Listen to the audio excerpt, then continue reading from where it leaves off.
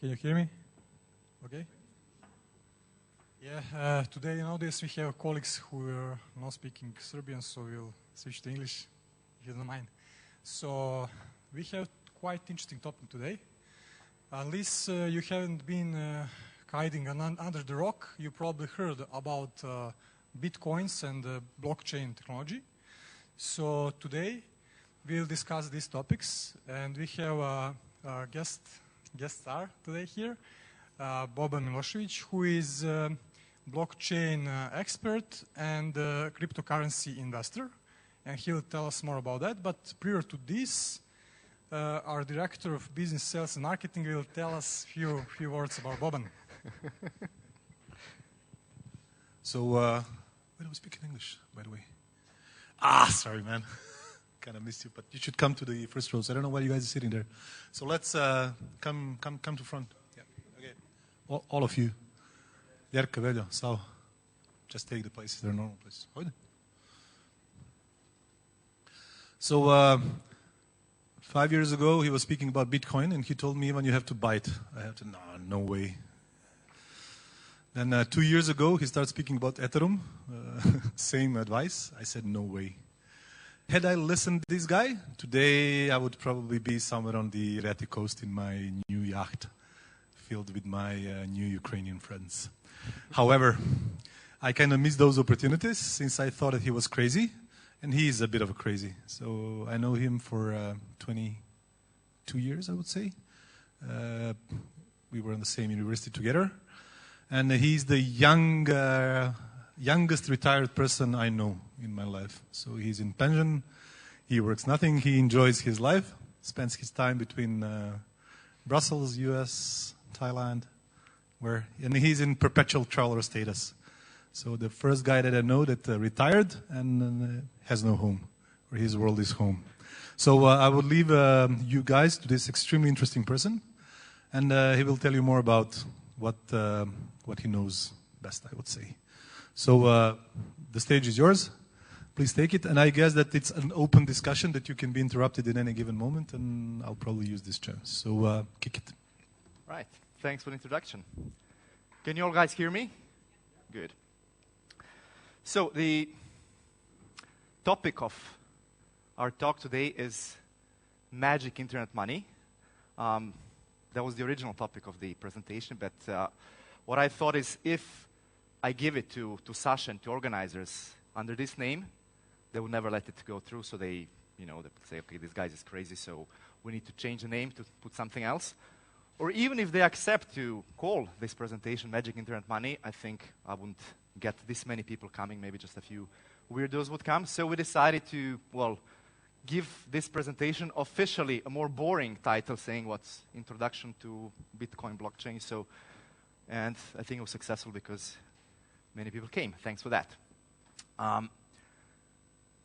Before we start, I would just like to know out of you, how many of you currently own or owned before any kind of magic internet money? Good. So this will maybe change later. All right.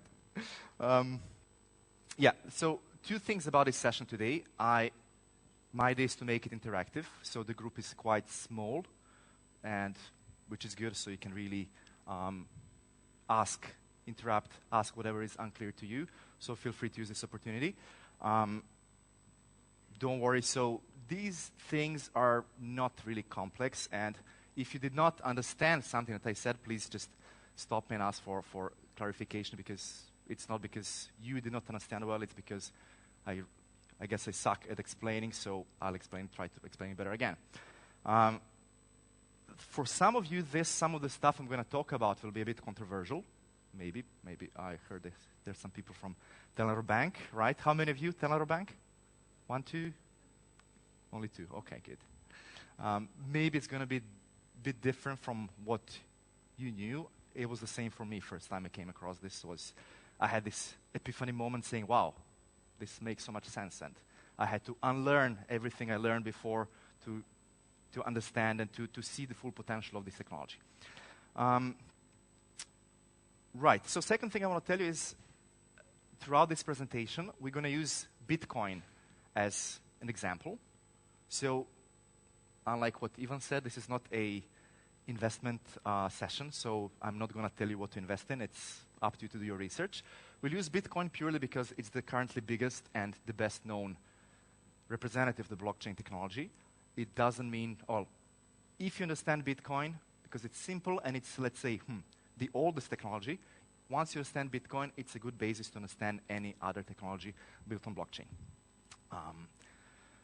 And yeah, so, I mean, my personal opinion of Bitcoin is that it's been there a long time. The technology is a bit outdated. It failed to innovate fast enough, so my personal opinion is that soon it's going to be replaced by something else, as something else will come to become number one. And Bitcoin might slowly have the fate of early first mover advantage company that failed to innovate fast, like MySpace, Nokia, and lose the majority they had on the market. Okay, so that's as for the introduction. There's a little story now for the next slide. The next slide you're going to see is actually the last slide I've put in this presentation.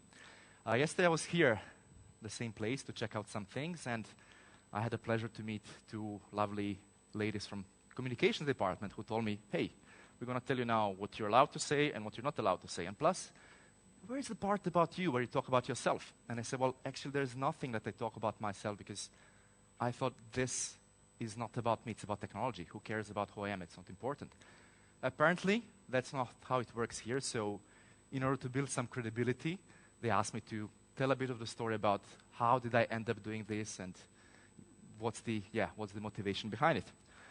So that's let's just go quickly over that. The story starts here, more or less. Actually, the story starts some 6 months before this. So it was end of 2015 when I decided to retire, to close my company, cancel my apartment, and travel the world. It was it was not such an easy decision, but I knew that will help me to meet some interesting new people, get some new views on life, and, figure out better what is the next thing that I want to do in my life. So some 6 months during my travels, life took me to the island of Bali. And life took me somewhere here, the village of Ubud here. So that's where the life took me. Luckily, if the life took me here, I might become food for those tigers and alligators. So I ended up in Ubud, which is a really nice town in Bali. I expected nothing out of it. Somehow, while searching Ubud, I came across a community of Bitcoin enthusiasts. So there were internationals who live in Bali and who were really, really into Bitcoin. And I got interested. They were having their weekly meetings. And I said, okay, since I'm around, let me see what they talk about. I did hear about Bitcoin before in 2009 when Bitcoin just when started. A friend of mine told me, hey, we have this Bitcoin, let's try, let's mine it, let's do this. The thing is, back then, I never really tried to understand what it is. So as many other people, so you will hear this story from so many people who are really into this technology now, into Bitcoin, that first time they heard about it, they had the same reaction like me. That's a nerd money. Forget about it. So I got let's say, second chance. There, I joined one of their meetups, and I managed to really understand what really that's about. So the epiphany I had back then was, as I mentioned before, we're born and we're kind of thought about what money is, how we transact value between us, but somehow we take it for granted. So we never question, hey, what actually is money? Where does money come from? And is this the best money that we use now, that we can use? Because if we want it or not, money is a key part of all of our lives. So it's something that touches all of us. And yet we still use some money without even questioning, can we do something better about this money right now? So slowly, as I start to explore the topic more and more, I started to realize, wow, this is something with a huge potential, something that can be really, really big. Since then, I changed more or less. So I've slowly moved all my assets into different cryptocurrencies, into Bitcoin, into Ether, etc. And actually, I sold all my previous US stocks that I owned before. I changed them all to crypto. So back then, I put around more than 90% of my net worth into cryptocurrency. But already it felt bad for me. I remember when I was owning those stocks, it already felt bad for me. Hey, do I really feel that proud about owning McDonald's or whatever? Not really. So by moving my assets into this, I immediately felt also better, saying, okay, well, actually, I'm supporting something that can make this society a better place. And we'll see how. We'll see what I mean by that. So since that moment, I spent pretty much every day of my life further researching the technology of not only Bitcoin, but all the other cryptocurrencies, blockchain technology. And yeah, it was pure fascination by the topic. So I became instantly hungry to understand more what is it and what can we do with it. Now, if we go back to our first slide, that was I tick the box, right? Communications, it's good. Story about me, good. Okay. Now we can go back to what I wanted to tell you about, which is magic internet money. It's quite a new thing, and people tend to get it wrong. And when I hear people talking, or when I speak with somebody who has like really limited exposure and experience to any kind of blockchain technology, what I hear from them is usually explanation about what it is. So they say, it's something you first buy, and then you later sell, and then you take profit. Yes, that's one way to look at it, but if you see it that way, you're missing out big, like huge thing that's the potential behind this technology. And also, yeah, when I hear this, it pisses me off a bit that people are just seeing that people don't see really a long-term vision about what we can do with it. And, I mean, that's one of the reasons why I'm doing these things, why I'm traveling the world and doing some speeches on these things, because I think it's in our interest really for more and more people to get engaged, to understand, and to transition slowly from the current society and current money that we use, and it's going to take years and years and years, to something more modern, and we will see later why. But yeah, before we continue, so key question is, what is money? Now, is there anybody who would like to give an answer? So they gave me this actually, so I can hit anybody with this, right? Okay, who wants to get hit by this? So there is no right or wrong answer. So what is money? I mean, I don't need a definition. I just need your opinion on that. So, wait. Doesn't work? Money is something that you can replace for some other stuff you want. Okay, means of exchange. Good. Yeah. Anybody else? Hit me. Come on.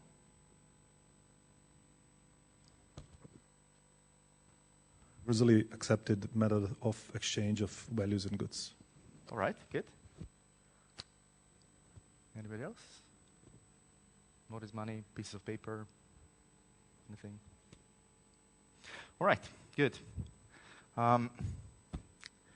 So, as I said, there is no right or wrong answer. So money is something that we use to, I mean, there are several functions of money, but indeed, money is, first of all, money is one of the oldest technologies of humankind. So from the very beginning, people had a need to exchange value. So it was not piece of paper like we use today. It was something else in the past. But it evolved over time, and it is as old as civilization. What is money? Money, you can see money as some kind of social agreement. So we agree that this has value, even though, well, if I give you a piece of paper with a dead person on it, and it's full of germs, bacteria, and I give it to you, and you give me some nice thing for it. It's an agreement, a social agreement, that you believe that later on you're going to be able to redeem that same piece of paper for something that has some tangible value.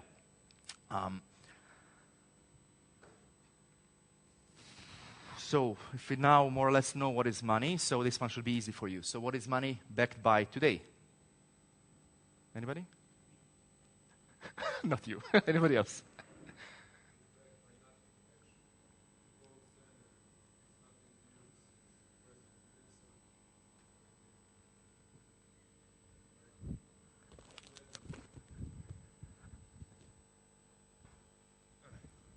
The Nixon, he canceled the golden standard in 1970 or 80 something. I'm not sure. And since then, money is basically imaginary. It doesn't have any backup. Correct. So that's very correct. And yeah, I'll try to mislead you, but we have some experts apparently here in the room. Very good. So yeah, actually today, money that we know, it's backed by, nothing. So he mentioned gold standard, so that's really what happened. So 15th of August, 1971, President Nixon decided that, okay, because before that date, Americans are saying, hey guys, you can deposit your gold here with us and we will issue dollars that you can use to make transactions. And in 1971, actually US decided to default on that promise, and they said that they, hey, actually, we don't give you your gold back, so keep the dollars. And since then, money is not anymore what we call commodity money, which is backed by some precious metals. Money is then what we call now, and it's, maybe you heard about it, it's called fiat money. Fiat means it's a Latin word for decree, which means money that is issued by decree. So any monetary authorities can just create more money when they need, which has some advantages and has some disadvantages. And the people who support Bitcoin think it's a big disadvantage of not being able to control money supply. Right. So if it's not backed by gold, is it backed by a state? Yes. When it's yes, when it's not. Hit her with a... Yeah, just hit her. I think it's not when the situation is out of the control, like in Venezuela or in Serbia in 90s and something like that. And sometimes it is controlled, like in China or in Japan, I think, about yen and everything. That's correct. Thank you. So indeed, what she said is right. As we said, money is trust. And the more trust is to a certain state and to their policy, the more people trust the money. And all of you here remember this guy here, so I didn't tell you about it. But indeed, if some state abuses the trust in money will disappear, and people will start using money for some other purposes, like in Germany, 1920. Okay. Then,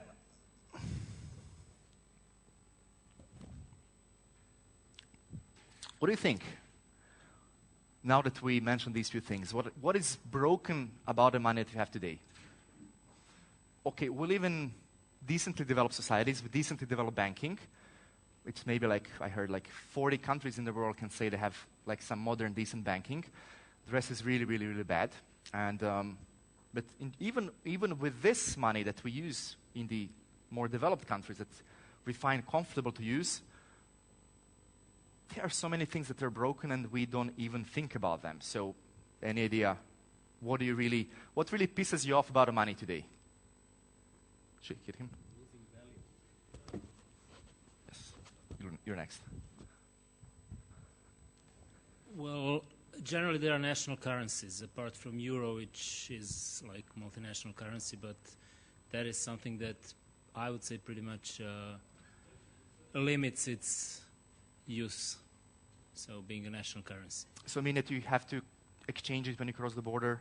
Yeah, exactly. So it's inconvenience for you? I mean, legally you can use dollars in US and maybe a few other countries, so the dinars you can use only in Serbia. So it pretty much limits the use of money, but also the economy overall. Mm-hmm. So it slows it down. Okay. Was that you? I said it's always a fight to keep the value. because it's always a game, especially in Serbia. Use, for example, that dinner is losing value, you are trying to exchange for something else, and then you are trying to exchange dollars for euros, euros for and you are always playing that game, keeping the value. So it's not the best way to store your value. That's what you're saying, because it's losing value constantly. Yes. Okay. Then Yeah, we'll talk about it later. About alternatives. Yes, okay. Anybody else pissed off about money? Want to complain, bitch about something? You all happy? Everybody else super happy? Okay, good. It's dirty piece of paper, and you, after using it, you always need to wash your hands. Yeah, all right. What did you say? I said he can use card. You can use card. Okay. Yeah, you can use card.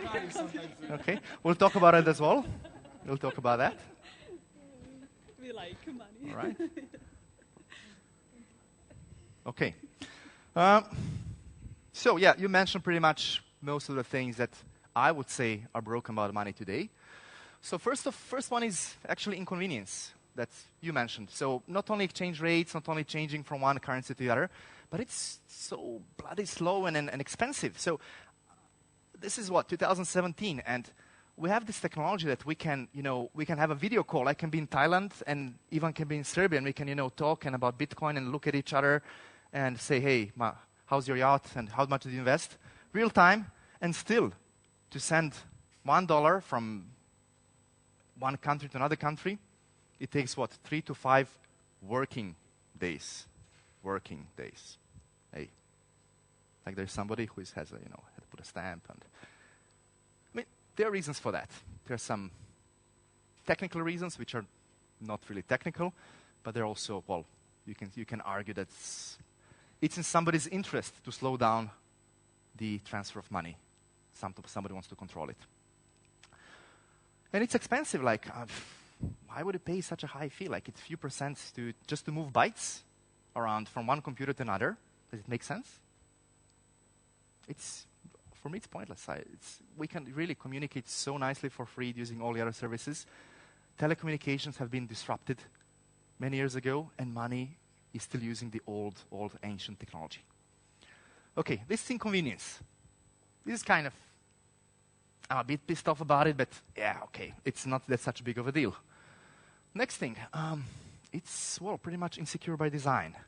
What does it mean? These are the cards. So, if you want to pay something by credit card,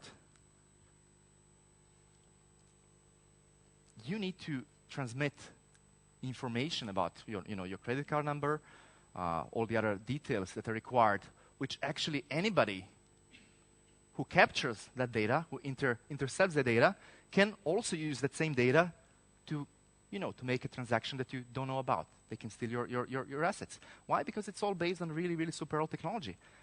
When you buy something online, you need to put your address when you pay. Like, why does a merchant need to know my address if he doesn't need to deliver physically goods to me? It's also one of the features, like security feature of a credit card, which doesn't make sense. Like, first of all, I do not want any merchant to know my address. It's my privacy. Why do I need to transmit the data? Second thing, it's not really even secure. So anybody who steals my data, who knows my address, can abuse my card. So there is nothing really secure about it. And I mean, the information when we pay by credit card, once you pay something by credit card, it goes through many, many intermediaries, to different banks, etc. And each of them has some secure layers of transaction. If at any point in time something's not secure enough, somebody can hack it and get away with it. So security is really, really, it's not solved properly. And we had so many examples of credit card thefts. We had a few years ago, if you remember, that Target, big retail store in the US, was hacked because, of course, they need to keep all their transaction records, and somebody has access to the old database with all transaction records. It's a honeypot for hackers. They can access all these credit card details and create really huge chaos. Right, next. We talk about inflation, unpredictable issuance. So since we don't have a gold standard anymore, now amount of money that we use in circulation can be anything that any kind of financial authorities, monetary authorities think there should be. So we cannot really plan for the future. How many dollars there is in the world now? Nobody knows. Nobody knows. More and more. And it's not only it's unpredictable, and it's not easy to plan for the future like that if you have any business. It's also, as we said, it creates inflation. It creates inflation that is, you can call it a hidden taxation. How does it work? So let's say all the governments are in debt. So I don't know if I know of any government that has a healthy budget, that has surplus in the budget. So they are constantly in debt, and they are all growing more and more in debt because, yeah, they spend more than they collect. They collect from taxes, or they collect from some companies that the state owns. But overall, they're always negative. What can they do? How can they reduce the debt? What they can do, they can say, hey, let's raise the tax rate. Is that popular? No. Do people like when you raise the tax? Nobody likes that. They can say, hey, let's create some austerity measures, so let's cut salaries and things. Nobody likes that neither. So the easiest way to do that is, hey, actually, let's issue some bonds. So we promise we'll pay in like 10 years this amount of money. So we collect money from people who have liquidity. We use that money to cover these deficits. And after 10 years, when we need to repay these loans, we just print more money and say, okay, hey, there's the money we borrowed, so here you go. And that creates inflation. And that's how year after year, your purchasing power of your money is less and less. And one more thing that really, really pisses me off about money is that it's a perfect surveillance system. So if you use money, somebody who has access to data knows how much money you spent, where did you spend it, in which country, when, everything, which I don't like it. I don't think it's good. It's not that you have something to hide, but still, why would anybody has access to this kind of data for you? All right. Next thing. You think you own the money, but is it really your money? If it's in a bank. Anybody knows what this is?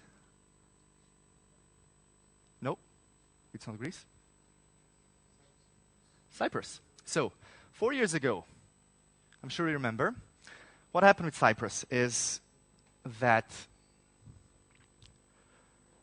Cypriot government, well, years before they decided to invest a lot of money in the Greek bonds.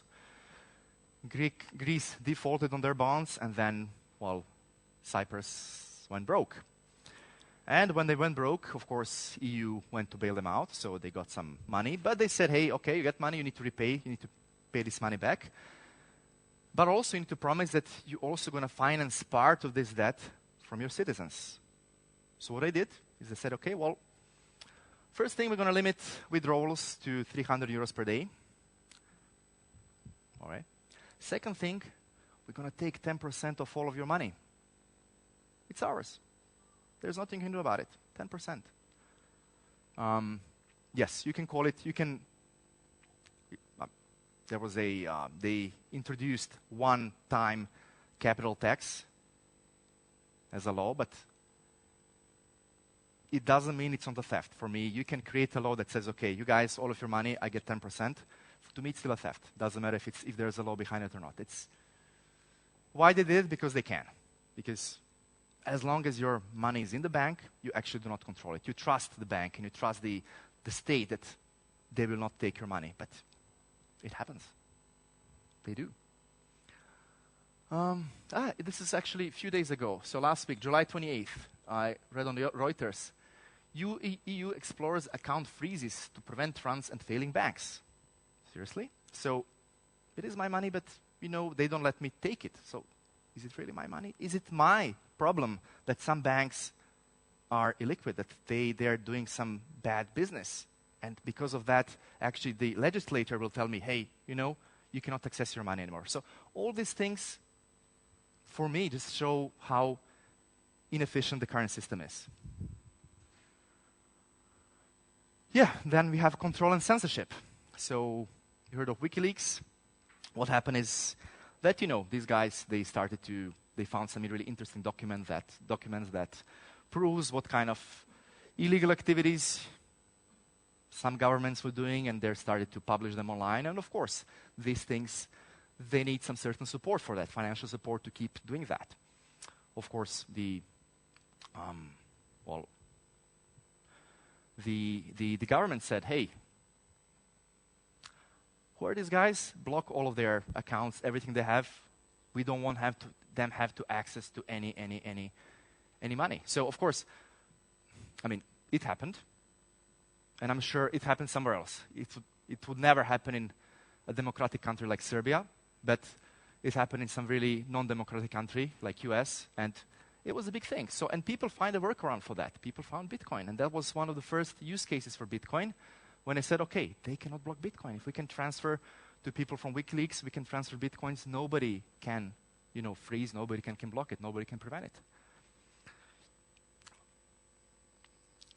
Okay, yeah. So the whole point of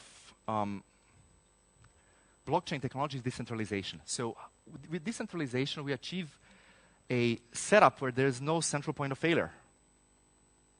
So there's nobody can say, hey, block this, and it's gone. No. With Bitcoin, it's all fully decentralized, and you cannot stop it, you cannot censor it. And also, second thing about Bitcoin is it eliminates trusted third parties. So today, banks are good for some certain things. But if you think about it, do we really need a bank if I want to transfer you some value from me to you? Do we need somebody to move the bits for us? It's like, what's the real value added? They do add trust, but how much can we trust them knowing that what's happening? That's the thing. And that's why with Bitcoin, instead of relying on authority, that we have some central authority that we trust, which can abuse its position, we rely on technology and cryptography. So it's mathematics, and mathematics doesn't lie. Okay. Has this been clear so far? We just kind of now said some bad things about money. Is there anybody here who believes that fiat money is like modern and superior thing that we should use in our society today? Okay. Right, so then we can move on to the next thing, which is more about, Bitcoin, yeah. So, Bitcoin is a result of some more than 20 years of research in cryptography and computer science, distributed networking. And while there were some other attempts before to create that kind of money that could be used and could be better than the current money we have, they all failed for different reasons. Until in 2008, a person or group of people under alias of Satoshi Nakamoto published a white paper that says, hey, this is how we plan to solve these problems. So what was revolutionary about their approach is that, or his approach or her approach, we don't know who that was, is that this is the first time that anybody solved what we called in game theory, a problem of Byzantine generals problem. What does it mean? So that problem says that imagine there is a city under siege, and there are generals around the city who need to agree on how to attack or not attack the city. The thing is, they are all on the same level, so there's no central point of authority. They only have messengers to communicate their messages through, and the network is really insecure.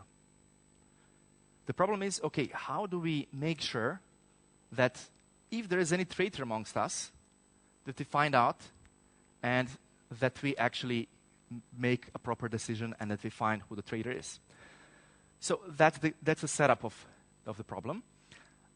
And if you think of it just more broadly, it means, in general, it's if we have a network of nodes that do not trust each other, they do not know each other, and they need to trust each other, and they communicate over an insecure network, how can we reach consensus? How can we agree, okay, what is the truth, what is not?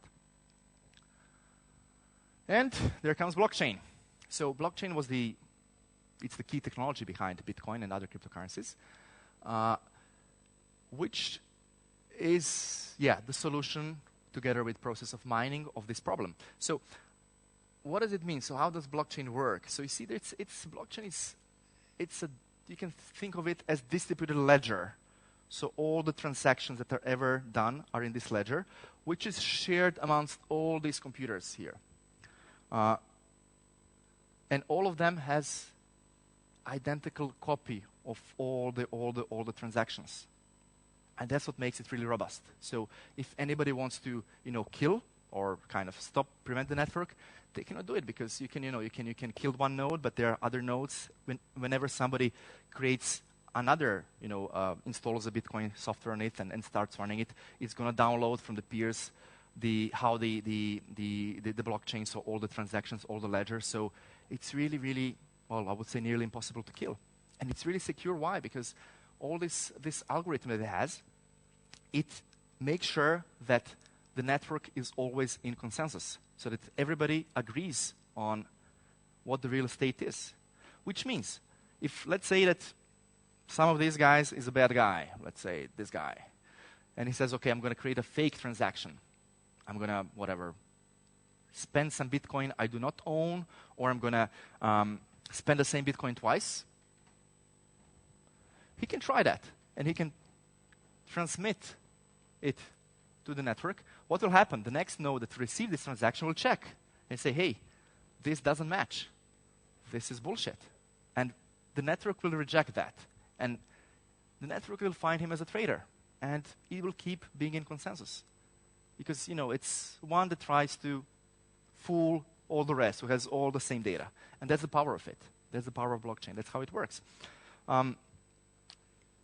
If we zoom that to more on a transaction level, this is how it looks like. So it's really simple. So blockchain is actually blocks of transactions. So this is one block. These are transactions in the block. This is the next block and transactions. And all these blocks are linked together. That's why it's a chain of blocks. And that's what makes it really secure. I will not talk now about the technical details while it's secure.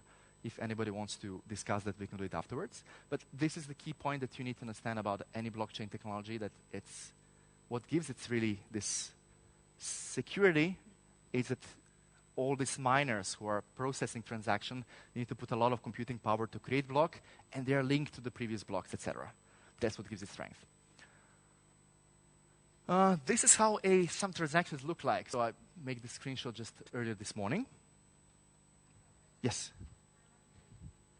You what? Unclear, please. Sure. This one? Where's the box?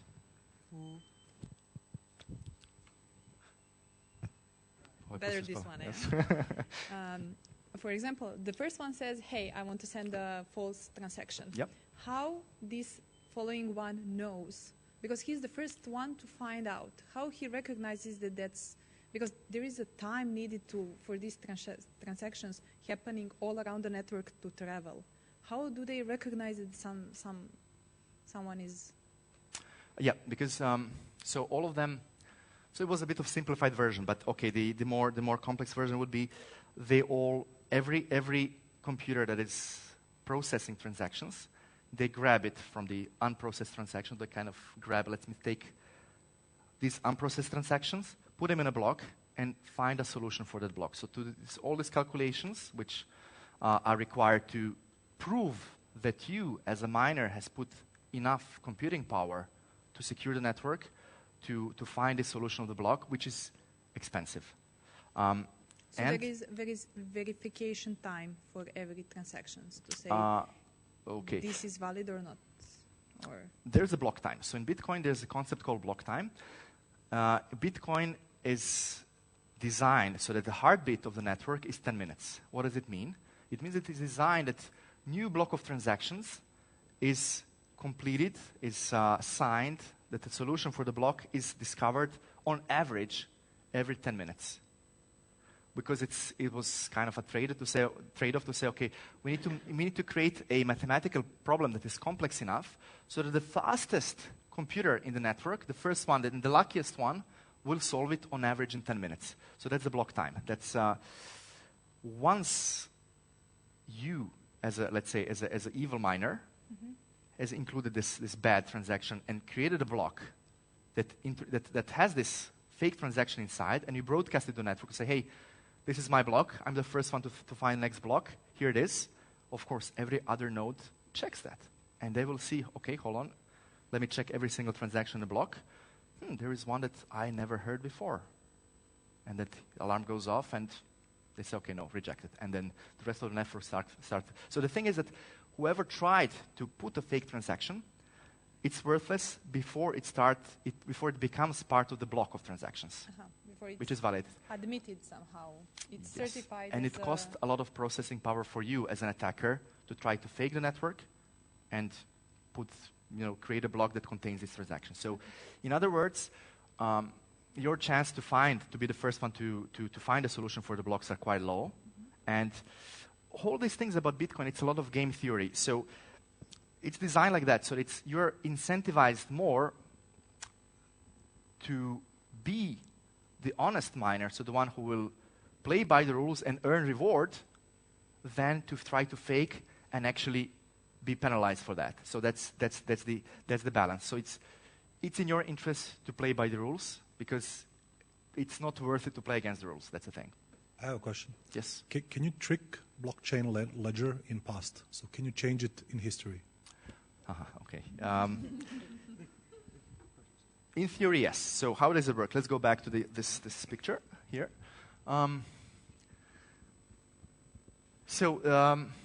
If we look at this block, so we didn't speak about mining yet, but let me just maybe try to answer this quickly, and then we'll go into more details. So let's say this is block in progress. So this one is block without the signature yet. So this is the signature of the block, the solution. You see this one is being worked on at the moment. And it's linked to the previous, so it has a pointer to the previous block and the previous block, etc. The thing is, if you really want to change the history in blockchain, in theory you can do that, but for that you need to have really enormous processing power. It's called 51% attack. So if you have, in a current Bitcoin proof of work consensus algorithm, if you want to change the past, you need to make sure that you can calculate, and you can recalculate everything faster than the rest of the network. Why? Because, as I said, all of them are connected. So let's say if I want to change something in this block, which is already there's 2 blocks on top of them, which means I need to, when I find a fake, when I enter the change something here, I need to recalculate again this, and then I need to recalculate this and this. So it's with every block that comes on top of the block that you're trying to change, your chances to be the first one with the longest chain of blocks decreases exponentially. So in theory, yes, you can do it. It's called 51% attack. It didn't happen yet. What happened is, well, a few years ago, there was a situation when so mining of blocks is done in pools. So people group their resources in pools to mine blocks. And, of course, your chance that you'll be the one to find the solution for the block and earn block reward is proportional to amount of computing power you have on the network. It happened a few years ago that one of the mining pools, so many of people joined their hardware to mine, and it happened that for a really short period of time, without them knowing, they surpassed 50% of the hashing power of the network. So what happened then was, as soon as they noticed, they stopped it. So they left that pool. Why? Because it's in nobody's interest.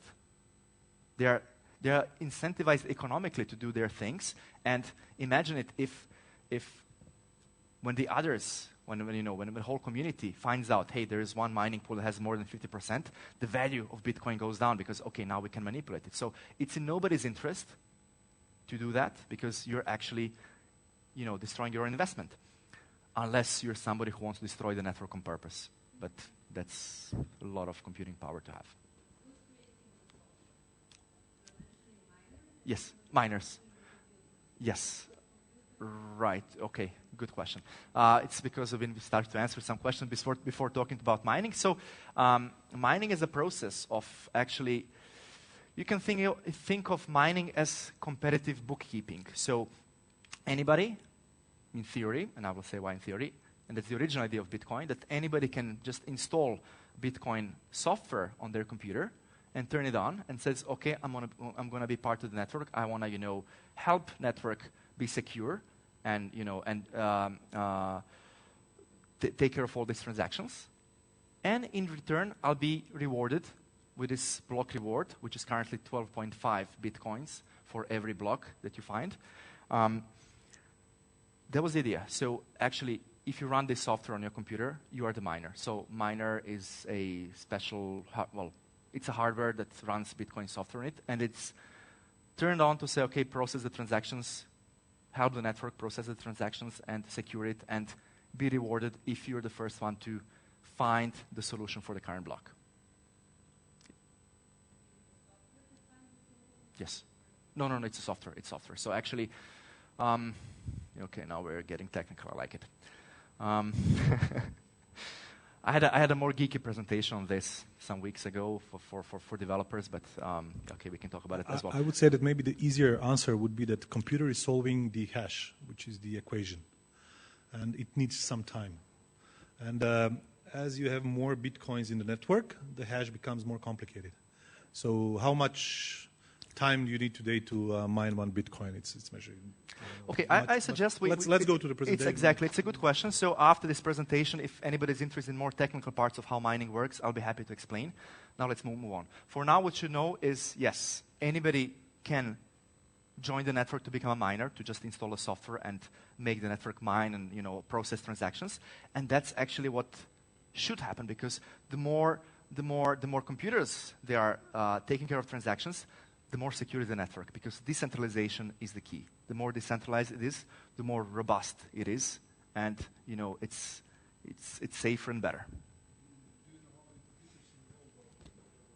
Sorry? Oh, wow! It's a huge. We can check out what's the current. It's how many hashes, petahashes per second it's done at the moment. It's huge. So, and these are now specialized computers. So, as I said in the beginning, the original idea of Bitcoin is that anybody can be miner, so install this on their consumer hardware and mine it. However, ever since Bitcoin became so lucrative as a business, the technology evolved. So today, in order to mine Bitcoin, you need some specialized and expensive hardware. So there's no chance you can mine anything on your laptop or whatever, no. So there's special hardware called ASIC, which stands for Application-Specific Integrated Circuit. And these are the special chips, unlike the CPUs that you have in your computer, which are general-purpose processors. This is specialized processor. So that processor can do only one thing, which is this hashing function, SHA-256, and it does it so much faster than any other computer, but it cannot do anything else. So in order to mine, you have to have this specialized hardware, and that's one of the disadvantages of Bitcoin now. Yes? Who built that? That hardware. Yeah, most of the mining hardware is built in China now, like most of the hardware anywhere it's built. I mean, companies Yeah, or what yeah, hardware yeah. companies? NVIDIA. No, ASICs are more there, Butterfly Labs there. NVIDIA, they build graphic cards. So we don't speak about mining on the all GPUs, which is some other coins are mined on GPUs. We'll talk about it later after this session because it's getting too technical. Nice try leading me on to talk about geeky things. Yeah, there are many ASIC manufacturers. There's Antminer. Most of them based in China because most of the hardware, any kind of hardware is built there. Okay? What do you think about radio graphics cards used for mining? Is that could it be some serious mining done with latest AMD? Depends on what you want to mine. Bitcoin, no, but other coins, yes. Bitcoin is impossible to mine on any graphic cards anymore. I mean, not impossible, but the chances they're going to mine something are close to zero if you don't own one of these ASICs.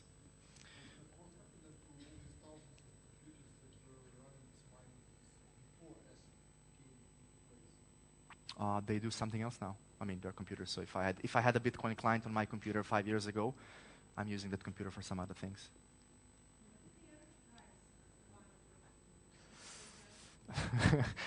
I see where this is leading. I see where we're going with that. Okay. I get this question often.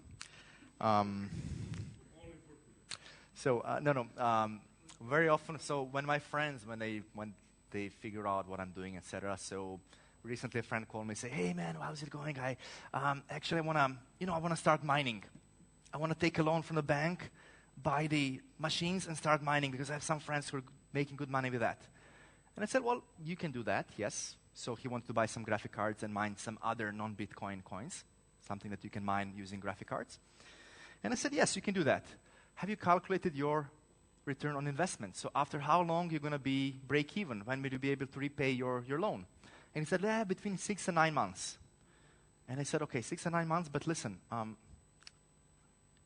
I don't recommend you to do any mining because it's a physical job, really. Mining is, there are better ways to invest than mining. Why? Because the same thing. So last year when I bought Ether, it was $10. Now it's $200. So it's that ROI you cannot match with any kind of mining. So that's what I told him. Instead, if you really want to get money from the bank, get a loan, just buy some coins. It's easier because with mining you need to take care of electricity of the rigs. You need to have machines. You need to have somebody to take care of them because it's not like you switch it on once and it will run forever. No, they break down and there are problems. So it's a full-time job having a mining farm. So I do not recommend to people to do mining. If you want to do something about cryptocurrency, I really recommend you to buy, to invest, to buy and hold. It's much better ROI and it's much less hassle than that. Okay, let's move on. So let's explain the other things. Yeah, just to give you an example of what a transaction looks like in Bitcoin. So this is a screenshot from today, from earlier today. This is a transaction ID. So this is part of the block that was. I just opened a block. Transaction ID. This is from this address. So you can think of Bitcoin address as something like bank account. It's not like that, but you can think of it for now. And this was sent 0.05 Bitcoin to this account, this address, and this address. So to this address was sent 0.4, and to this address 0.1. Okay. And then the next transaction, the block was transaction with this transaction ID. From this address, you see there was 103 Bitcoins. To this address, 0.4, and to this address, 102 remaining. Okay, this is part of one block. What's a nice thing about a blockchain is that all the transactions are transparent. So you can explore, you can just open this website, any website that accesses the blockchain, and you can see all these things. So I can click on this address, and I can see all the transactions ever that happen at that address. I don't know who does it belong to, but I can see all the transactions, and like any of these. So it's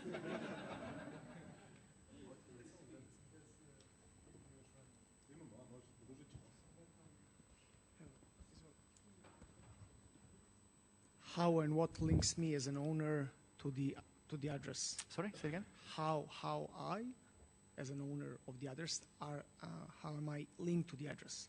How do I? Yeah. Okay. Good question. Good question. Okay. So. How it works in Bitcoin, so and any other cryptocurrency. So it's all based on this cryptography. It's a set of private key and public key.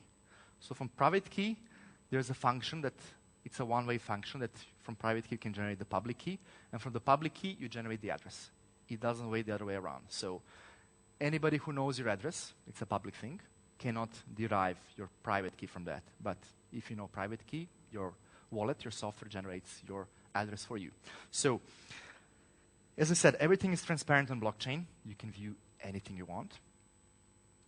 But in order to move Bitcoins from this address to any address, you need to prove that you're an owner of this address, let's say.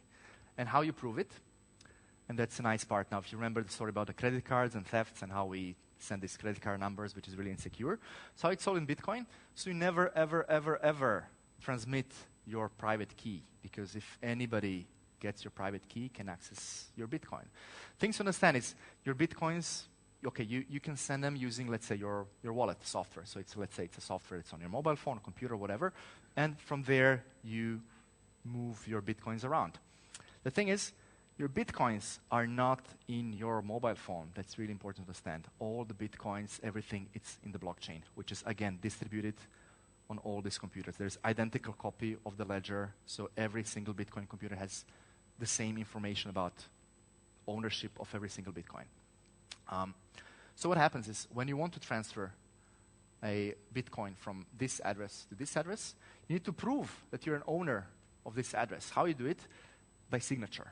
So your wallet application, it contains your private key, and based on a private key, it knows how to generate signature that corresponds to this address.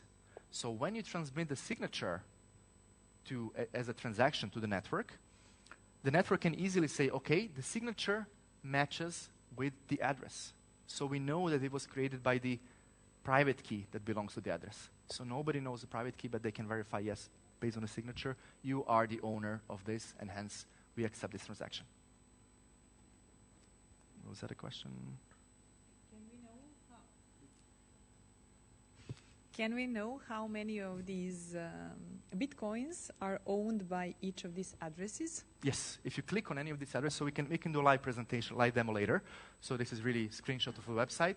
If I click on this, I can see behind every address how many Bitcoins there are and all the transactions they ever had. So where did it come from?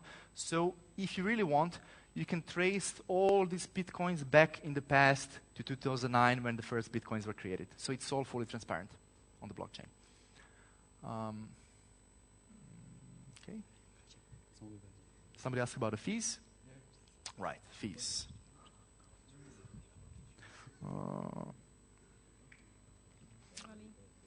Right, so yeah, we'll speak about the fees. The fees are next thing actually I want to talk about.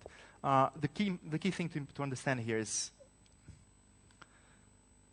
when you have your money in the bank, you give your identity to the bank. And it happens, if you lose, I don't know, your card, bank can replace your card based on your identity. You don't have that with Bitcoin, because the point of Bitcoin is that you don't need to identify yourself to use it. You can be anybody. You can be a kid who legally cannot have bank account. You can have Bitcoins. Bitcoin doesn't require permission for you to join the network. Anybody can join it. Not only humans, but also machines.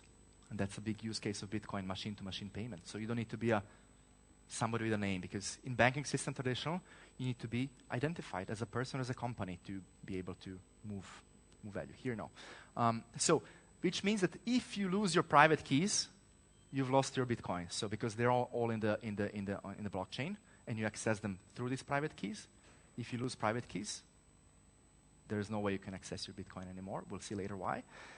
And also, if somebody steals your private keys, they can move your Bitcoin. It's like cash, same thing. So if somebody finds your cash, they can use it and it's gone. For the fees, what are fees about? So every transaction includes a fee, and there are several reasons for having a fee. One reason is to incentivize people who are miners, so the people who are giving their hardware, the electricity to maintain the network, to secure the network, to process the transactions. So they need to be rewarded for that. And the second reason for that is we don't want anybody to spam the network, because the network has, well, limited capacities. Everything is limited. It's scaling, it's growing, but it's still quite limited. So in theory, if transactions were free, anybody could spam, could send mass shitloads of transactions and slow down the network. Just send transaction from one MAC address to another MAC address and send like milli Bitcoins, and nobody else would be able to send more transactions. That's why I have this mining fee. But do you notice something about these two fees here? Anything interesting like that really strikes you about? Yeah, exactly. So how it works, the fees in Bitcoin transactions are more or less fixed. So there are a few pennies. It's not a percentage of whatever you transfer. How much you transfer is not important. And that's really important thing. So if you say value of $1 or $1 million, it costs you the same. And it's completely up to you, actually, up to your wallet application, how big of the fee you want to include. Because miners, when they process transactions, they say, okay, these are unprocessed transactions. Let me take the one with the biggest fee first. So by putting a higher fee, you give your transaction priority to be processed first. So in this case, we can see that this is a much smaller transaction, and the fee is higher than this transaction, which is like this, like more than $250,000, the fee is lower than that. The miners. So the miner who... No. So how is rewarding in mining, how does it work? As I said, it's competitive bookkeeping. So all the miners, at the same time, they compete to find the solution for the next block. So here. So all of them now, so once miners agree, okay, this is the current block, the solution of the block is okay. Now we all restart everything, get transactions from the unprocessed transactions, and start looking for solution for this block. The first one who finds a solution for the block, they broadcast it to the network. They say, hey, listen, look at this. I found a transaction of the block. Here it is. And the rest of the network, as they propagate that block, they validate everything in the block to say that transactions are okay, that the solution is okay, everything. So you can think of it, you can think of looking for the solution for the block. You can imagine it as being a huge, gigantic board of Sudoku. You know Sudoku game? So it's 9 by 9 usually. Imagine it's like thousands by thousands, whatever, like huge. Thing with Sudoku is, Sudoku as a game, it's fairly difficult to solve it. But once you solve it, it's very easy to verify that the solution is okay. So that's what happens. So miners, they're trying and trying different numbers. The first one who finds, he says, hey, I found it, here it is. And the rest of the miners, everybody needs to agree that that's the one. And that's quite fast. So anybody can say, hey, this Sudoku is okay, right? We accept. And once the miners accept the block, they say, okay, this is now the block. They start mining the next block, and they link the header, so they link this block in progress to the solution of the previous block, and that's how they're connected. Is that clear? Makes sense? Okay. So that's the fees, and yeah. So the miner who has found that block, the solution for the block, he gets the block reward, which is currently 12.5 bitcoins, and they get all the fees included. So let's say per block they make around 15 bitcoin at the moment.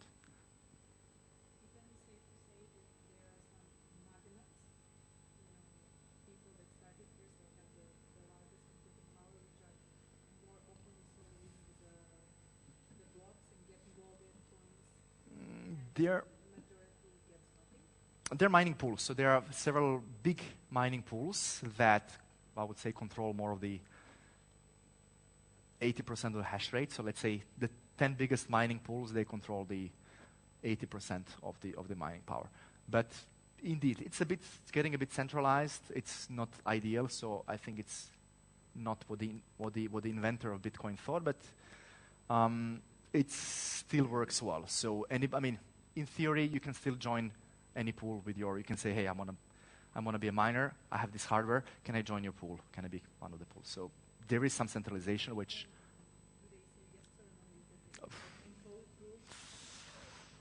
I don't know.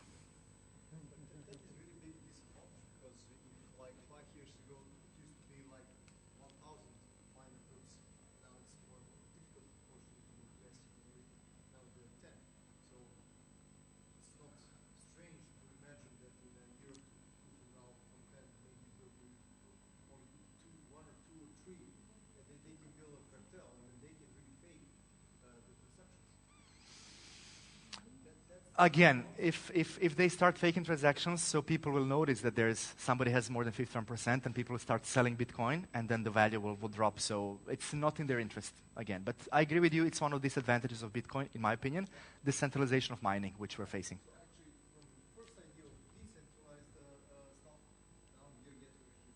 Yeah. True. That's why I said at the beginning, if you remember, we'll use Bitcoin as an example, but it's not a time... It's an investment advice that I believe it too much in it. We'll see what will happen. So, there are many people working to solve this problem. In the meanwhile, I think there are some other better technologies out there than Bitcoin. Okay? Is this clear how it works?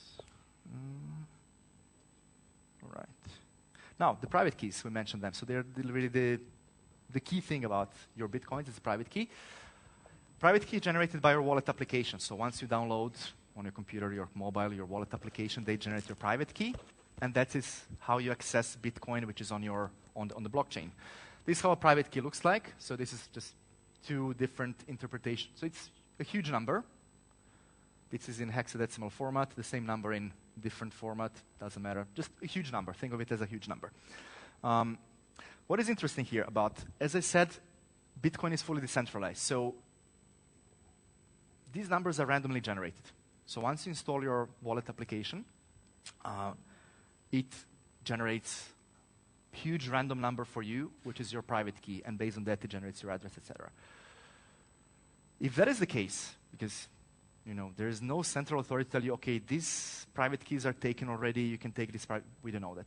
But if that is the case, then you can say, hey, can't anybody just, guess private key and try, okay, on this private key, let me see if there is some Bitcoin on this address and, take this Bitcoin.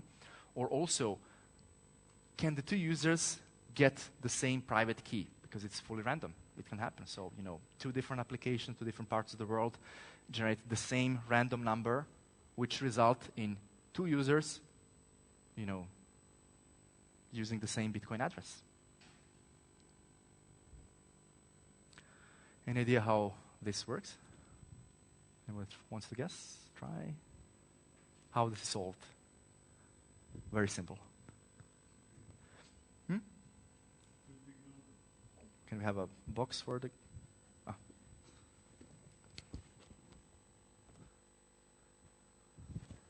I think that the number is too big to be guessed, It would take years and years to...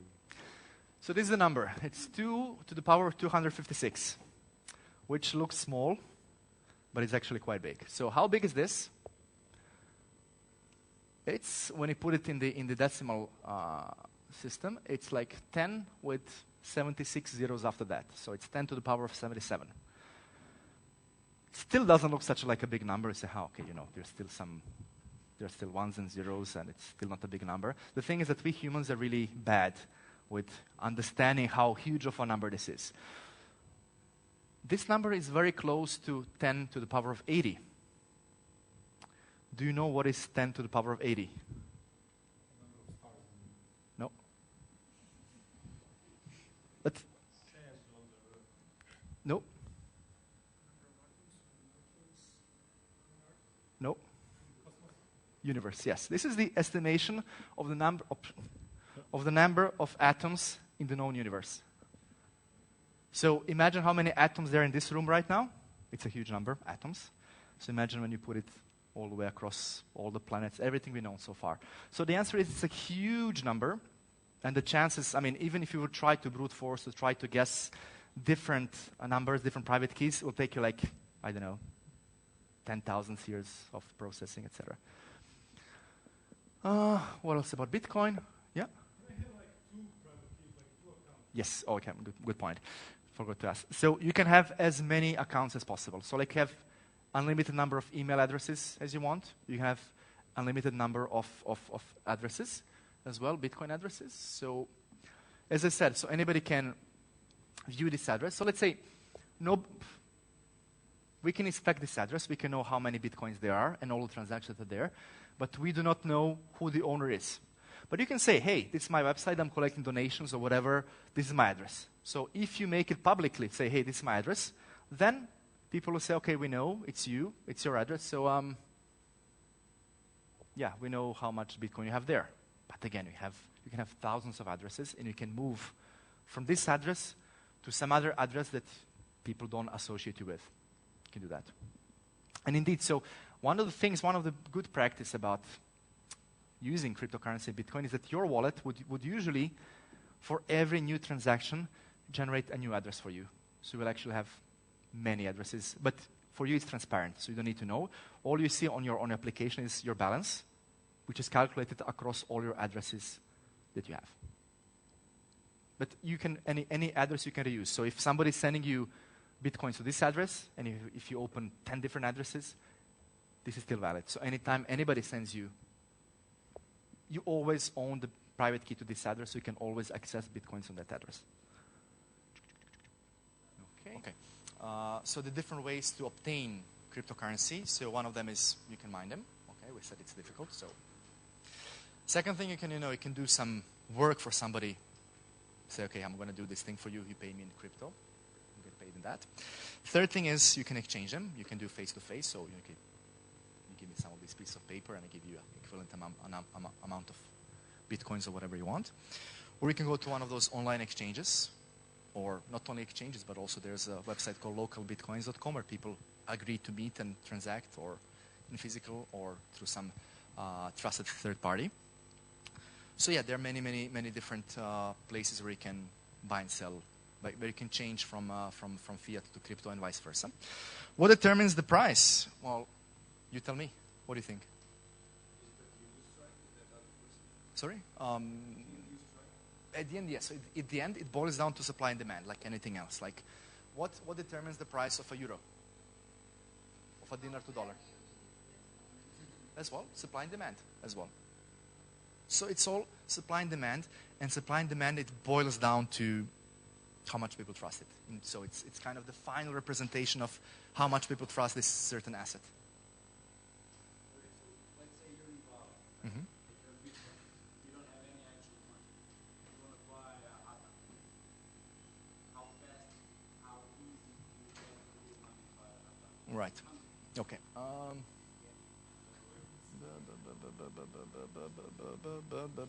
Okay. There's one solution. It's one solution, so I will speak about that if you have time. No. You have this. You have one of the solutions. So this is, let's say, a bridge between two worlds, because still most of the world is based on fiat currencies. We do have crypto. One of the easy ways to convert is I use this one, Zappo.com. So it's a Visa card, which I deposit. So it's linked to one of my Bitcoin addresses. So I can deposit Bitcoin to address that corresponds to my card there, and from then I can use it. So through any machine that accepts Visa. So is it I can use it to pay online. I can use it to withdraw from ATM. That's how the company gives you the exchange rate. Yes. There is a taxi driver in Belgrade. Yeah. And I heard there are coffee shops. Yeah. There's in Belgrade, you have a few restaurants that accept Bitcoin. One of them is Appetit in Narodna Fronta, and there's a few others. I don't know the name now. But yeah, even in Appetit, you have the Bitcoin ATM. Where that's another way to buy Bitcoins. You can go to Bitcoin ATM. We have a few of them in Belgrade. You go there, you put those pieces of paper inside, and you scan your code on your phone, and it transmits Bitcoin to your computer. Actually, that's how I bought my first Bitcoins in Bali. They showed me the Bitcoin ATM there, and it was like the first magical moment for me. Okay, well, Bitcoins. Yes. Do you view this more as money now or as a stock? I see Bitcoin currently, all the cryptos, I see it as commodity. That's my view on it. So it's money. You can transact with it. Why I still don't see it really as money is because money has three functions: store of value, medium of exchange, unit of accounting. So Bitcoin, store of value, okay, yes, you can store value in it.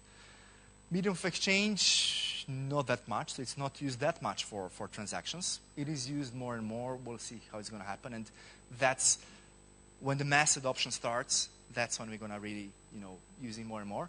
And the third thing is unit of account. No, not yet. Not yet, because we don't price things in Bitcoin yet. You don't hear anybody saying, okay, this costs this many Bitcoins, that costs that many Bitcoins. So we don't have that yet. So I would still call it a digital commodity. More questions? Yes?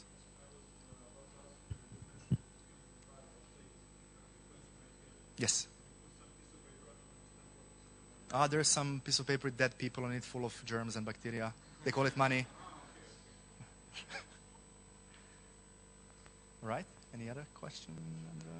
What's your view on the value fluctuation? Because the value is really fluctuating. Yes. True. And one can argue that at least, in case of a traditional money, you have a central body governing the value. In this case, if the value goes up and down, you can really lose a lot of money. It's volatile. It's volatile. Long-term looking, it's growing. So if you look back long-term, in the past, it has tremendous growth. And I believe it's going to, really strongly believe it's going to, as a value, it's going to continue growing. Why? Because, again, we said supply and demand. Supply is limited, and demand is rising, which means price of one unit goes up, unless there's some serious issue happening.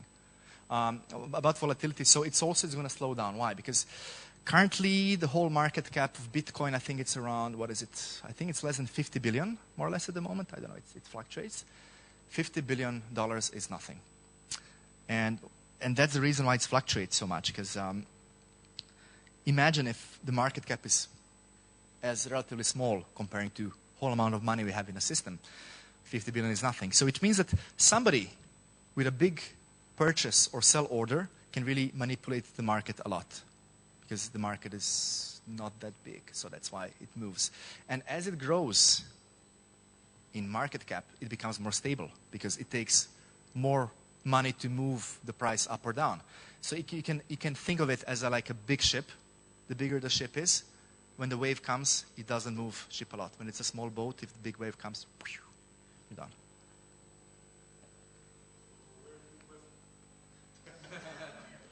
Okay, we'll speak about it later. It's not. Let's keep this investing and other technicalities of purchasing for later. I really want to use this opportunity maybe to tell you a bit more about some other things that are key. Yeah. Okay. Just quickly about this. So, think of blockchain as money as also as thinking of internet as an email. So it's not that. So blockchain is much more than money, as internet is much more than email. Money is just the first and most logical application of blockchain technology. Why? Because, okay, we have now this system we can trust without anybody trusting each other in there. So, and we can use it, yeah, we can create safe transactions. So what do? We create money. The same thing was with internet. So the first logical application of internet was, oh, we need to send messages to each other. Let's create email. There were some other logical applications of email that came later, saying, okay, well, we see in some science fiction movies that people are, having video calls. That would be cool. Once we have infrastructure for that, on internet will use it. And yeah, it happened. But back then, when internet started, nobody knew we were going to have stuff like social networks. Nobody thought of that.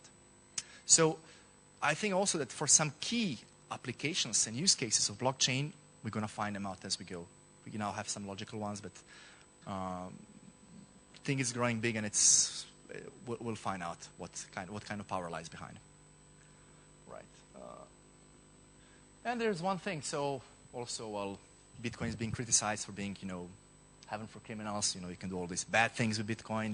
You can finance terrorism. You can, money laundering and stuff. So what do you think? What is currently in the world? What is used the most for financing terrorism and laundering money?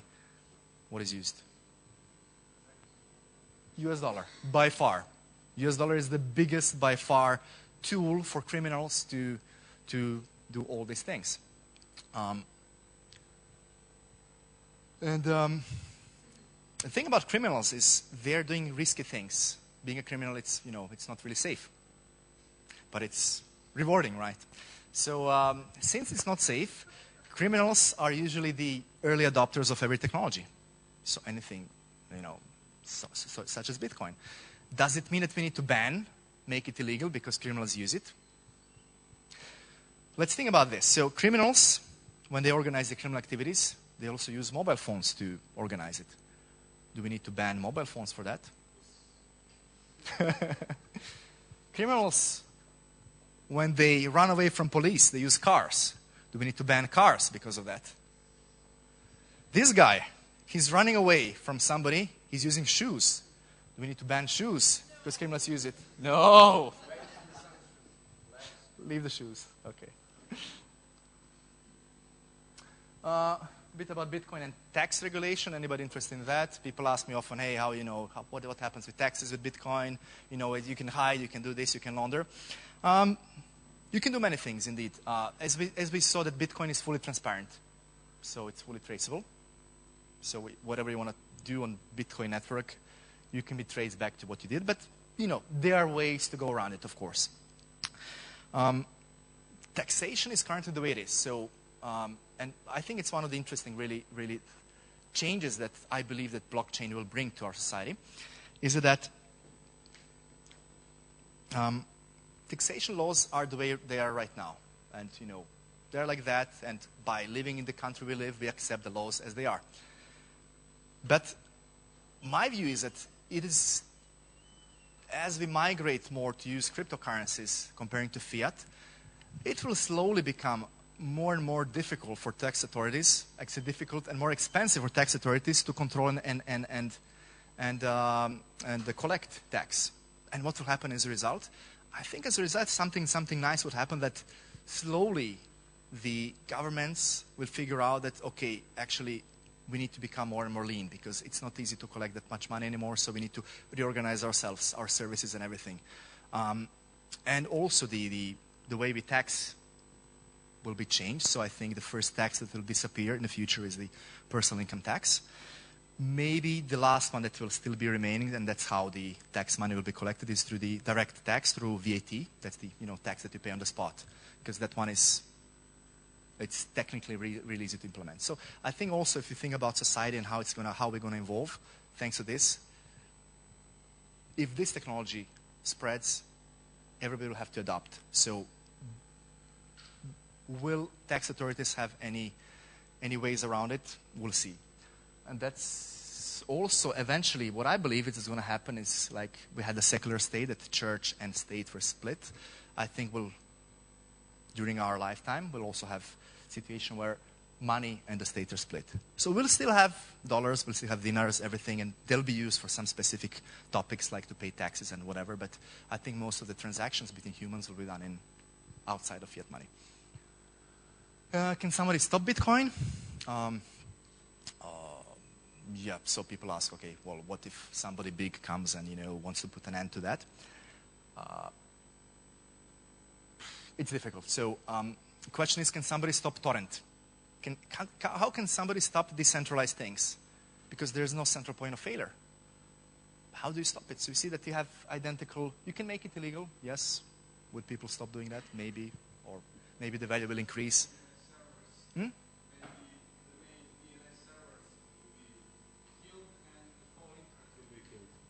You can kill internet. So you can do several things. Let's think about them. So you can find out how Bitcoin works, on which ports, on which kind of protocol, and you can block Bitcoin protocols from making transactions. The thing is, Bitcoin transaction, it's quite a simple thing. So it's around 250 bytes of data, and you can code these 250 bytes of data into Skype emoticons. So you can create sequence of Skype emoticons, and the one who sends Bitcoin transaction can, say, okay, this is Bitcoin transaction encoded as Skype smileys, thumb up, smiley, crying, whatever. And the one who receives can also know, okay, this is actually a Bitcoin transaction encoded as Skype emoticons. And okay, that's it. Or you can go a step further and say, okay, let's kill internet. The thing is, well, how resilient Bitcoin is. So in theory, I don't know if anybody tried it, but you can actually use low-wave radio frequencies to transmit Bitcoin. So you can connect low-wave, short-wave radio transceiver to your computer and use it because they have really long distance, like 1,000 kilometers, I think. So you can create a network of those nodes that will transmit information between them. It's going to be slower than what it is now, of course, but there is a solution around it, but I don't think it's going to happen. Seriously, somebody to kill internet. Well, actually, it is expected to be possible because of the latest DDoS attacks that happened maybe a few months ago. But, well, I would like to ask another question. What about quantum computers? They are real. Yeah. IBM has launched the latest IBM quantum commercial computer, which you can access on the internet, right? It has a lot of more processing power. So how will Bitcoin handle that? Yep. It is very close. Okay, the short answer, we can speak more about that later. The short answer is that there are some parts of Bitcoin that are weak to quantum computing. That is this elliptic curve cryptography, which you use to change private key to public key. But this other part, which is SHA-256 function that changes public key to address, that's more resilient to quantum computing. But people are working on that. So it's one of the, it's on the roadmap to be more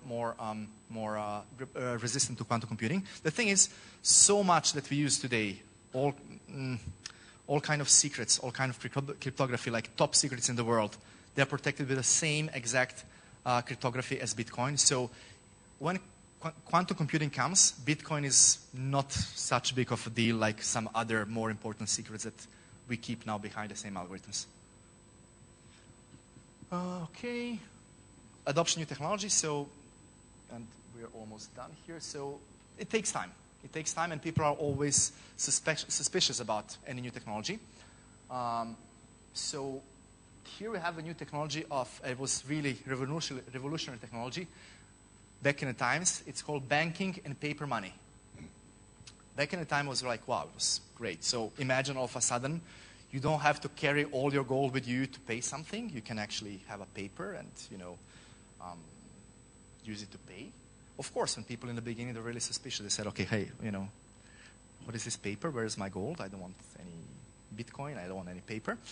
And I don't know. I never lived there, but I can imagine that when the first paper money came, it looked like this, more or less. So let's say I would be somebody who wants to buy, let's say, 3 trucks of wine for my tavern, and Sasha is the producer of wine. And then, we're good friends. We've been doing business before. I've been paying to him in gold all the time. So I would carry heavy sacks of gold every time to pay him for the wine. And now, since I joined this new technology, I put my gold in the bank, and I'm about to meet Sasha to pay him for the wine. And then we meet and say, hey man, how's it going? You have my wine? Yes. Okay, well, good quality, excellent. Thanks you. And hey, I have this new cool thing called paper money. Here, pay for the wine. And he looks and says, what? It's like gold. It's better than gold because, you don't have to carry gold around. Trust me, it's good. It's in the bank. Money's in the bank, gold. If you want to get your gold, you go in the bank. And he's still suspicious. He says, man, I'm not sure. So I need to give you all these trucks of wine, and you give me one piece of paper for that? How do you know you don't scam me with this? I'm like, America, no, we've been doing business all the time, It's real, trust me, it's a new thing. You need to try it. Take this piece of paper. So after a while of me persuading Sasha says, all right, yeah, I guess I'll take that piece of paper. And then we shake hands, and I leave with, trucks of wine. And as I leave, he looks at a piece of paper and says, is it for real? Like, I get all this wine and I get a piece of paper? Shit. Am I a sucker? How will I go back to my wife? And she sees I got just a piece of paper, she's going to kill me. So what Sasha does, he runs back to the bank and says, can I have the gold for this? And the bank says, yeah, there you go. And then Sasha happily, takes the gold back to his wife, said, yes, it's safe. So the thing is, today we take this piece of paper as money, we take it for granted because we live like that. But you can imagine back in the times there was a huge trust issue with that. And it's a normal thing, when you mention people now, okay, Bitcoin, that people don't trust it. Actually, many people ask me, so I think some of you ask here, so how do I sell Bitcoins for real money? And my answer is always, there is no such thing as real money anymore. So since 1971, there is no real money. There's just a piece of paper. There's just, tokens of trust. That's the thing. So the thing is, your money are already numbers on somebody's computer. It's about you to choose on whose computer those numbers are going to be. That's the thing. We spoke about this. Okay, there's some use cases. I'm going to go super quickly about them. So developing countries, 4 billion unbanked people. So I think this is going to be huge, really, for cryptocurrency and Bitcoin and any blockchain technology. According to the World Bank, we have 4 billion unbanked people, and there's $400 billion in annual remittances.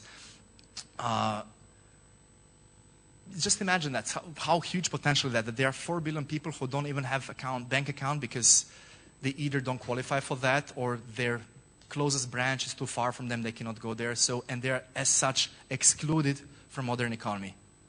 And imagine when these people hop on the modern economy and they start transacting between themselves, how it will improve their life and economy of that society.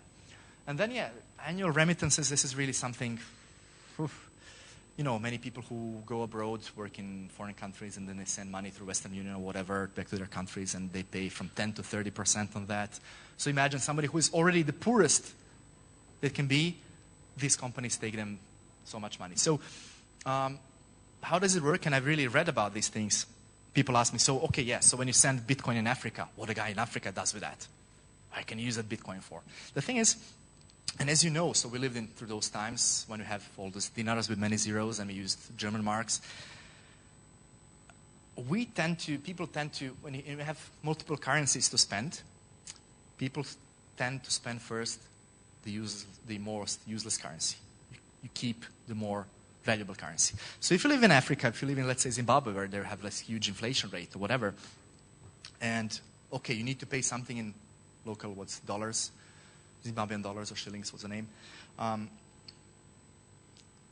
But you're resistant to keep your value in that currency. So that's where, in those countries, actually, when you get from abroad, when your relative from abroad sends you bitcoins, actually bitcoins there are traded with premium.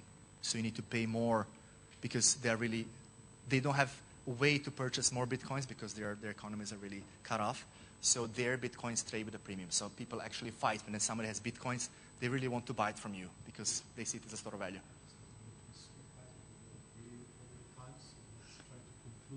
Okay. All right. This is the guy. If you want to, thank you. If you want to learn more about it, this is the guy to follow. So he's really, I think he's the best to explain all the things about Bitcoin. He's great, Andreas Antonopoulos. Just look for him on YouTube. He has really, really amazing presentations, not as crappy as mine. This is one of the quote I found recently about Bitcoin. It says, "It's a tool for freeing humanity from oligarchs and tyrants, dressed up as a get-rich-quick scheme." Think about it. And the last thing to say is one of the internet memes about Bitcoin.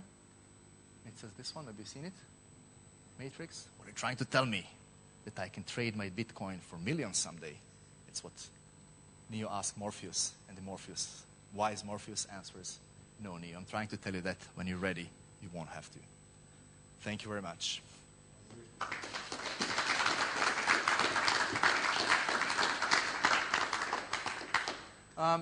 If you need to contact me on anything, more questions, this is my email address here, and there's Twitter. So I'll be in Belgrade still until end of the week. I'll be around to, if there is something really interesting, we can have a drink and talk about Bitcoin if you need more, but it was enough. Any questions? Yes. Can we accept Bitcoins as a Telegram? Can you what? Can we as a Telegram accept Bitcoins in our workshop? I don't see why not. Yeah, I don't see why not. So there's so many merchants who accept Bitcoin now.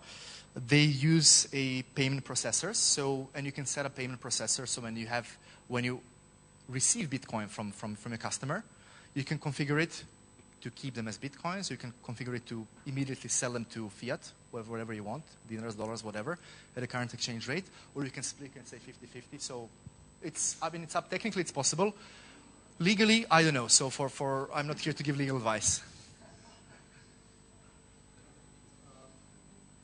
So there was a Bitcoin, there is still Bitcoin, and there's an Ether also as a currency. How many currencies do you expect to see for there in the next couple of years? More and more. There are 100 currencies, but there are 1,000 Yeah. currencies. What then will happen? Imagine there are like 50. What will then happen? Yeah. Will we end up then like with a regular one, the exchange rate between Bitcoin and Ether and whatever these different I think it'll be specialized for certain things. So you're going to use one currency to do one thing. You have to use different to pay for different things. You speak about Ether. So Ethereum is a global decentralized computer, and you use Ether to pay for executing these smart contracts application Ethereum network. So there are some reasons why there are different currencies. Most of them are rubbish, but I think more and more good ones will come. And some people say that currency is actually like a language. It's a communication. It's how do you communicate value with somebody. And that we will probably end up with like many, like hundreds and thousands. Like people communicate. So how many bloggers we have? Many. How many currencies we have? Many. And So how do you know then which then the currency to be loyal to? The best one will win.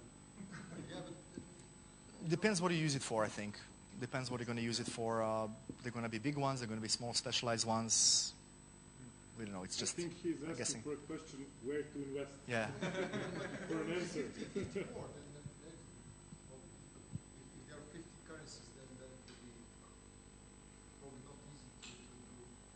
I'm not sure actually what are you saying here with specialized and non-specialized. So actually, if you think about value in this dirty money, will that be valued the same than specialized, non-specialized, or they will still differ in values in the future? the value will depend on supply and demand at any moment. So what's the point of having more of them? We'll see. So the ones that find their application and market will survive. The market will decide at the end, eventually. Yes? The biggest bank in the world, trust blockchain, Bitcoin becoming stronger and stronger and do nothing. They're doing something. So they're involved in blockchain technology. They're using it currently in their own ways with private blockchain. So they're watching it, and there are more and more job postings in banks and Visa and MasterCard for blockchain specialists. So they're watching it. So I was speaking recently with some guys from Societe Generale who said that they got really instruction from top of the bank that they need to adjust, they need to adapt to new technologies, or they will disappear. And they said, and we should disappear if we don't adapt. So banks are taking action, so they're adapting, so they're offering services, additional services. But what I told them actually, so I was there, this presentation of different innovations that Societe Generale did, and they tried different things with I don't know, peer-to-peer loans. I saw different ideas, and it was all cute. And I said, wow, this is very cute. It's nice that you're trying to innovate, but you're not solving the key problem here. So the key problem that we have with the monetary system, in my opinion, is fiat money. That it's unpredictable, that is unfair, that is rigged against us. And I say, as long as you're innovating on fiat money, you're just putting lipstick on a pig.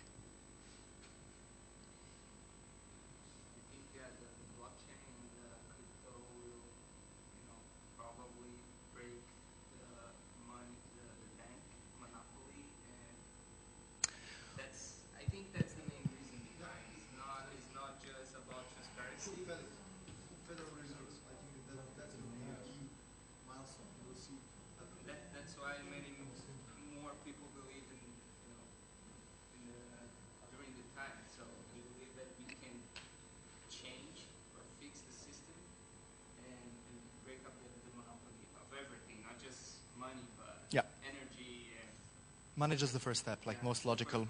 Yeah, indeed, I agree. So it's really, for me, the way I see it, it's that blockchain technology has the power to, let's say, level the playing field.